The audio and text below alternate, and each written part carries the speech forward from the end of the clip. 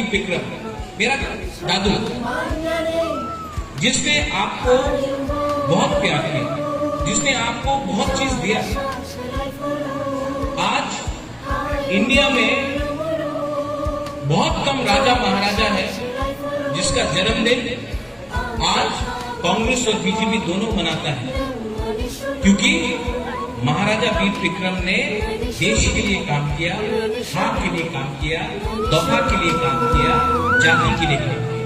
वीर विक्रम भूभागा वीर विक्रम, वीर विक्रम भूभागा वीर विक्रम। आज जो भी प्रत्युत माणिक्य कर रहा है, हमको जो ठीक लगता है, हमको जो लगता है कि महाराजा वीर विक्रम करता, मैं उसी रास्ते में चल रहा हूँ। वीर विक्रम